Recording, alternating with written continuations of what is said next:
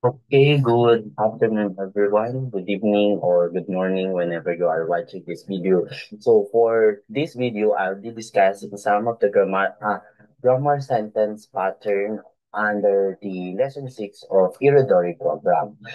Before you proceed, I want you to study first the vocabulary that I already sent on our GC on this lesson.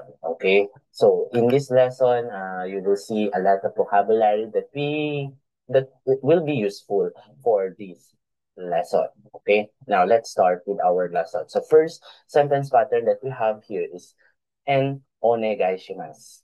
Noun onegaishimasu or noun kudasai. So what's the difference between the two?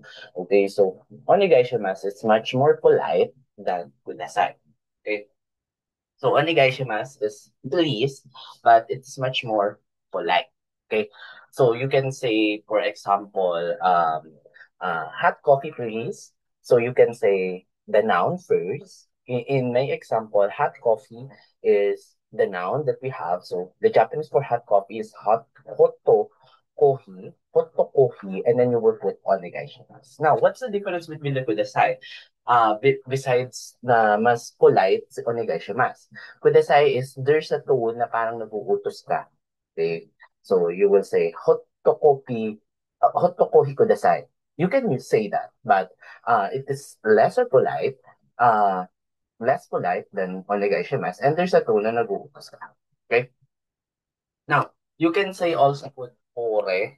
Okay, kore kudasai. Kore meaning this. So, kunyari, hawak mo na, and then you will say, kore kudasai, or kore onegaishimasu. You can say both of that.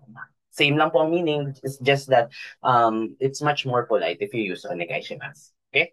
Now, second sentence pattern that we have here is ni and ni shimasu. Okay? In and ni shimasu, sinasabi dito is you will have, magkakaroon ka, or I'll have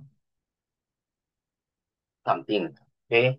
Ang anumang noun yan. Okay? So like for example, I'll be having a curry. So how will you use this one? So first, you need to identify which one is noun. Okay? Ang noun natin dito in this sentence is the curry. The Japanese for curry is kare. So you will say kare ni shimasu. Kare ni shimasu. Okay? So then, papalitan nyo lang yung noun and then you will put ni shimasu. Meaning na po nun, I'll be having bakery. Okay? Paano naman kung magtatanong ka? You will just replace the noun to nani. So, nani ni shimasu ka. You will put the particle ka because that is a question. Okay? So, nani ni shimasu ka? Nani ni shimasu ka? So, paano mo siya sasagutin? Kunyari, someone asks you, what will you have? Nani ni shimasu ka? How would you answer? You will just replace the nani to what will you having. Like for example, you will have a coffee. The Japanese for coffee is kohi. So kohi ni shimasu. Kohi ni shimasu. Or you can change. You can use the previous sentence pattern that we have. Ayan, onegai shimasu or kudasai. You can say kohi kudasai or kohi onegai shimasu. Okay, you can say that one. Okay? Depende kung ano yung gusto mo. Okay? Pero those three is still correct as a response to nani ni shimasu ka. Nani ni shimasu ka. Okay? Now, next natin na sentence pattern here is ni shimasu. Like what I said, yeah, ni shimasu. We already have this one. This one. Number, onegai shimasu, or number kudasai. Yung number onegai shimasu or number kudasai, you are telling them how many. Okay? Now, before we proceed this one, meron po tayong ibang counting for things. Okay, like what I said on our previous discussion, iba po ang counter or counting in different kinds of noun. Meron na tayong age, meron na tayong for the money, which is N or yen. Okay, and we also have this one, things. Iba rin tayo sa birthday, di ba? Iba rin tayo sa birthday. So, meron tayo sa things. This one, anong klaseng things? So, any kind of things as long as it is non-living things and inanimate things. Hindi gumagalaw. Hindi buhay. Okay? So, you will use tsu. So, iba po ang counting dito. Hindi ichinisan yon goro kuna na hachi kyuju. Hindi po yun. 1 to 9 lang po tayo, pero ito po ang counting. Hitotsu, futatsu, mitsu, yatsu, itsutsu, mutsu, nanatsu, yatsu, kokonatsu. Okay? So, you need to memorize this 9 para makasagot po kayo kung ilan po kapag nagtatanong. Paano mo natin tatanong kung ilan? Ikutsu. Ikutsu.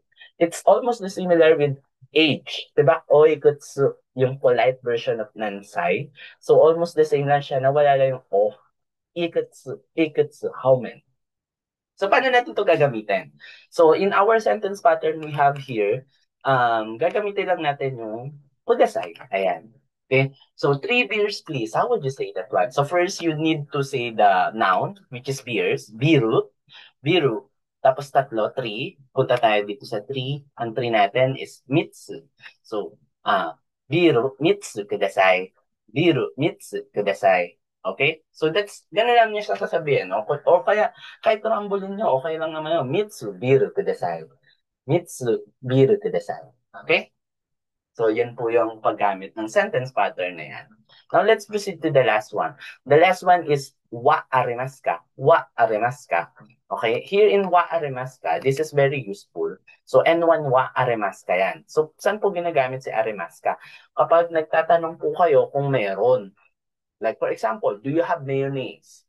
So, how would you ask, do you have mayonnaise? So, first, let's identify the noun kasi ang sentence pattern natin is N1 wa arimasu ka? So, do you have mayonnaise? So, the Japanese for mayonnaise, ito yung N1 natin is mayonnaise ha, kasi that is our noun. So, the Japanese for mayonnaise is mayonnaise, mayonnaise, mayonnaise wa arimasu ka? So, papalitan lang natin N1 nung mayonnaise natin. So, mayonnaise wa arimasu ka? So, how would you answer this one? So, you can have a different kinds of answer for this one. So, you can say, hi, arimasu. Or, iie, iie, arimasen. Okay? So, you can use that one. Pwede rin pong mawala tong wa as long as pwedeng sabihin yung mayonnaise wo arimasu ka? It's still grammatically correct. Okay? Pero maganda may yan. Okay? So, that's our sentence pattern for this lesson. Now, let's go to some of the practice that we have here. In lesson 6, tuturuan na po kayo paano po mag-order sa isang restaurant. So, may makikita kayong mga menu dito. I want you to translate everything here para matuto naman kayo magbasa o masana yung mata kung paano magsulat. Pati yung mga presyo here. I already teach the numbering. So, please study this one. Okay? Now, let's go to the conversation here. Okay, yan, ito. Okay, this tree is the conversation tree, okay, on how to order a fast food restaurant. So, pagpasok nyo, sasabihin sa inyo, irashaimase. Irashaimase is a welcome. So, you can check here in our vocabulary. Makikita nyo po dito yan. Okay. So, asan ba irashaimase natin? Irashaimase. Yeah, I just want to show you. Irashaimase. Okay, welcome. But this welcome is only used for restaurants, shops. It cannot be used as a welcome as in welcome. Okay, hindi ganon. Okay, next. Oko kagaishimasu. Okay, o kagaishimasu. Ito yan. What will you having or what can I take your order? Ganun po yung meaning niyan. But this is more on polite. Okay? Gochumunwa, minsan sometimes that is the not polite version. Okay? The formal version but not polite version. Okay, so irashaimase, okugatka shimasu. Okay? Then you can reply anything of the following. Okay, so pwedeng sabihin nyo, kore kudasai. Okay, kore kudasai. This please. Or you can say, kore onegai shimasu if you want to sound politer. Okay, you can say also the word that you want to order. Like for example, in this example, he is ordering hot coffee. So he can say, hotto kohi kudasai. Hotto kohi onegai shimasu. So pwede po ganun sasabihin nyo pag nag-order kayo. You can also say the word itself. Uh, Dito sa second side, nakalagay dito, chicken baga. Chicken baga no set to kudasai. Chicken baga no set to kudasai. So, ano po meaning nun? Chicken burger set. Pag sinabi ng set meal. Similar with us, they also have set meal. So, set to ang pangalan na. So, they say kudasai or arigashimasu. So, ano pwedeng i-reply naman nung 10 in? When I say 10 in, the employee, for example, ayan, kukonfirm niya. Repeat order niya. Hottokohi desu ne. Yung particle ne, this is used for confirming something. Okay? So, nagko-confirm. Okay? Then, ayan, katulad nito, chicken baga no, set to desu ne. So, may ne. So, they are confirming. Okay? So, next natin, during wa, nani nan saimasu ka? Nani nan saimasu ka is do you like? Okay, this is a very polite version. As you can see, pag pinuntahan natin dito, ayan po siya. Nani nan saimasu ka? What would you like? Okay, dito, sinanong, during kuwa, nani nan saimasu ka? What do you like for drinks? This is very polite version. Okay, so, ano pwede nyo lagay? O, Jack, Orun Wochak, Olong Tito, Olong Ti, Orun Chak, onegaishimasu. Okay, so yun pwede nyo reply o kaya ah, Jusu, onegaishimasu. Okay, so dun muna tayo, wala po na tayo sa wala. Okay, then pwedeng itanong din, kutsara de, omishi ari, agari desu ka? Okay, kutsara de, omeshi agari desu ka? Ano po meaning nito? Kung dito ba or kakainin. This is a very polite version as you can see here in our um, vocabulary. Kutsara de o mishigagari desu ka? Would you like to eat in? Okay, or dito nyo ba kakainin? This is a very polite version. Okay, so onti lang masyadong, I mean, super polite, kinagamit to ng mga employee talaga. Okay? So ano pwede nyo sagot? Pag dine in, koko de. Koko meaning here, de, dito mo kakainin. So, koko de. Okay? Or, iye, take, take out to de. Okay? Take out to de.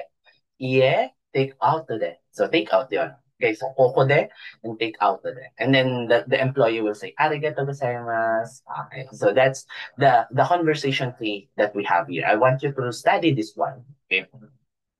Now, let's go to the next one yan. Dito naman, nani shimasu ka? Nani ni shimasu ka? I already teach one this earlier.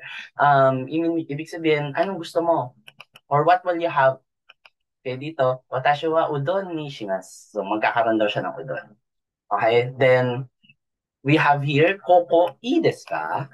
Pag i desu ka, okay ba to? Okay, okay to. So, in this context, okay, meron ditong listening na nagtatanong na, okay ba dito umupo? Koko kasi is place. Here. Koko i desu ka? So, pag tinanong na koko i desu ka, when you say koko, tinuturo niya yung etong place na to. So, parang pwede bang umupo? Okay, koko i desu ka? So, pwede niyo sagot, dozo. So, pwede umupo. Or, sumimasen. Ibig sabihin, may nakaupo. Okay? Then, if you want to ask, kamusta yung pagkain? Udon. Do desu ka? Do desu ka meaning, kamusta? How's?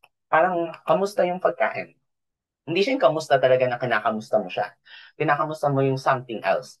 Okay, like for example, udon, do desu ka? So, you will answer an adjective. So, oishi desu ka? Oishi desu. Oishi desu is masarap. Okay? Do we have any, ano pa dito? Adjective as far as ano, oishi lang meron. Okay.